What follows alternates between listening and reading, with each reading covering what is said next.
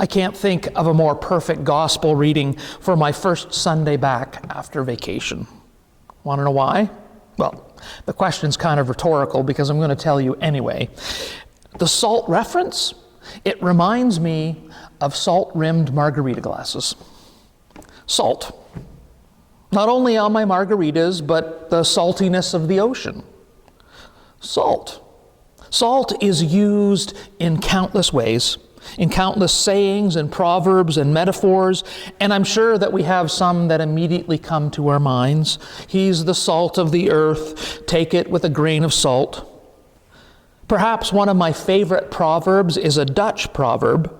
If you give me no ointment for my wound, can you help me by not rubbing salt in it? We use the word salty to describe some people or the language that they use. There are also many salty literary quotes. My favorite is by Karen Blixen, who is a Danish writer who wrote the great novels Out of Africa and Babette's Feast, amongst others. Under one of her authorial aliases, she wrote this: "The cure for anything is salt, sweat, tears, or the sea."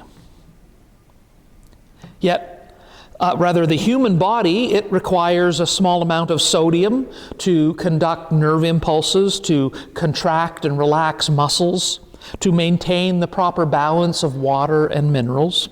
And yet, too much salt in our body comes with long-term health consequences: high blood pressure, heart disease, stroke, kidney disease, kidney stones.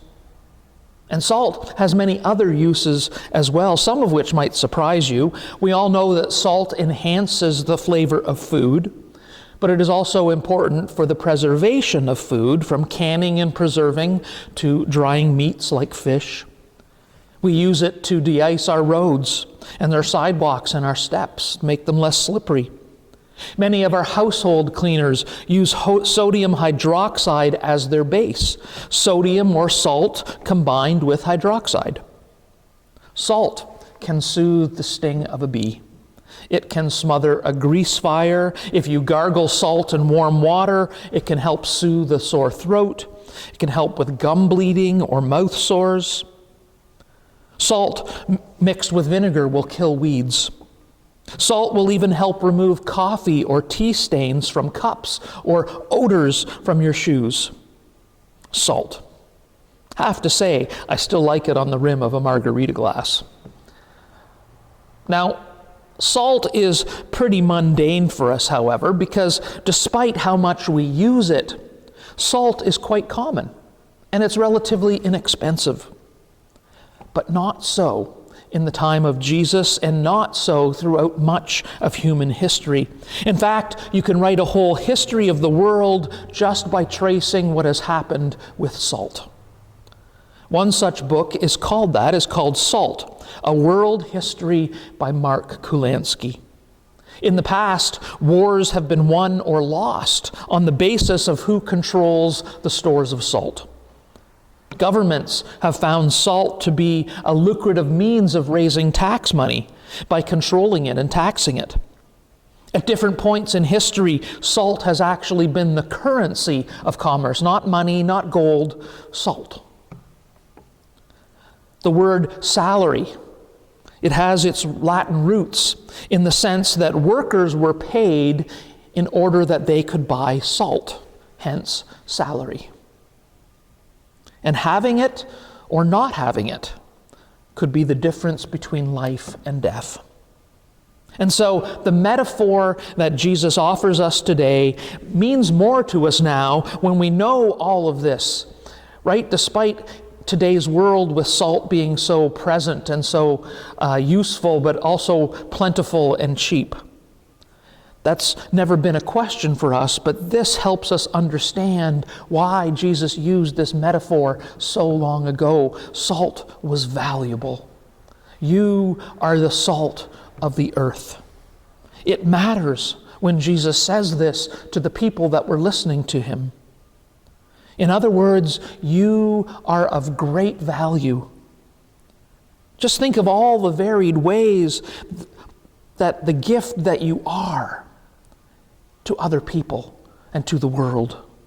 The gifts that you offer, how it impacts the world. You are valuable. You are the salt of the earth.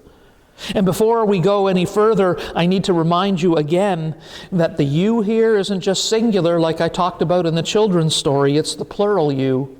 So it's you all, y'all, right? I can't even say it. Y'all are the salt of the earth. And so far as I can tell, in spite of Jesus' assertion today, salt never actually loses its taste. Salt is only useless when it is not used. That's what he's getting at when it's thrown away. You are the salt of the earth. You all are the salt of the earth. And by getting the salt out of the shaker, out of the bag, off the barge, out of the ground, and start using it. That's simply what salt does. It preserves, it brings healing, it provides safety, it offers just enough flavor. And it all starts with being reminded that this is who and what you are. This is what you are for. And so I'll offer a couple of examples. Examples where I am reminded of who I am and what I am for. And one where I remind someone else. On Friday night, Debbie and I drove to Kitchener and had supper and an overnight visit with our good friends Rhonda and Donna. You know how over time that we all become just a little bit jaded about the work that we do or the difference that we make? Or we get mired in the muck and the mud and the details of our work or activities, and we lose sight of the big picture. All of us, we all need people in our lives who remind us of the goodness in our lives, or the difference that we make, or the gifts that we share. And for Debbie and I, Rhonda and Donna are two of those people.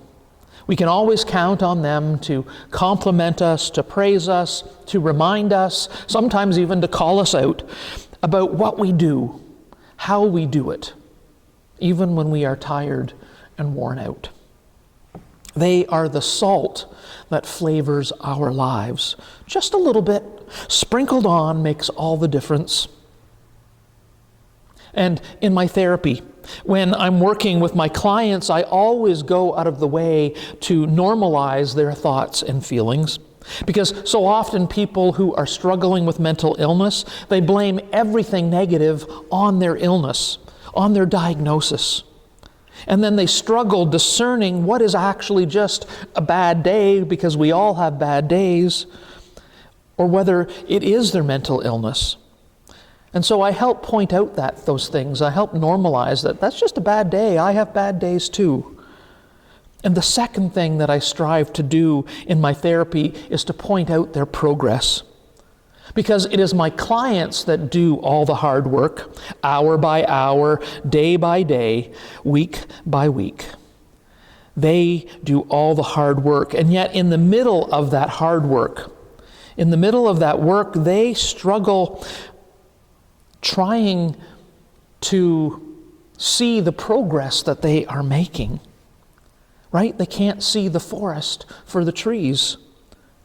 But because I only see them once a week, I am focused specifically on their mental illness and how it affects their lives.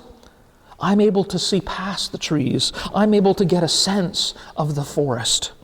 And I'm able to point out to them those places where they are making better decisions, or they are reacting differently to those outside stimuli, or how they've become more self-aware or more self-reflective. I'm that shaker of salt, just enhancing the flavor of their lives, the flavor of their hard work. Friends, we are Jesus' presence on earth. We are here not just to proclaim God's judgment and forgiveness. We are here to proclaim and enact God's mercy and love too. Do you recall the statistics about children's self-esteem in relation to the messages they hear? I'm sure you've heard these statistics before. But psychologists suggest that for every negative message that an elementary age child hears about themselves, that they need to hear 10 positive messages to restore their sense of self-esteem just to where it had been previously from that one negative thought. Now, I don't know if anyone has studied this in groups other than young children, but I suspect that this number actually doubles during adolescence and then recedes during adulthood back to that 10 and 1, because I don't know about you, but one negative comment sends me for a tailspin, and then I have trouble believing the good things that I hear. Children, adults, we become what we are named.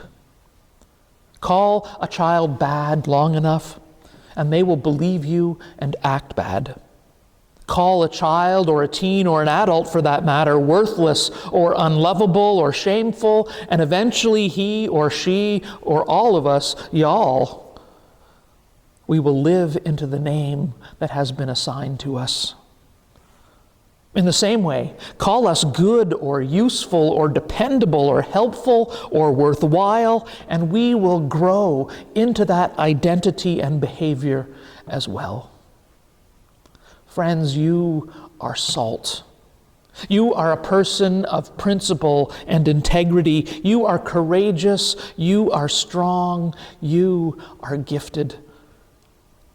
And being told it is so, it may just be the beginning of it becoming so, of it being so, of you acting as if it's so.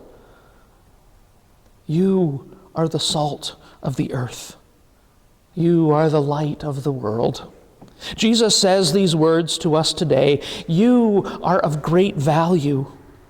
Who and what you are and all that you give to the world makes the world a richer and better place for everyone. All you have to do is get out that little shaker to get that salt out of the bag, off the barge, to be and do what you were made to be and do. You are the salt of the earth. You are the light of the world. Believe it, live it, and share it. Amen. Our hymn, number 764, There's a Spirit in the Air, and it's sung by Mary Ann McVicker.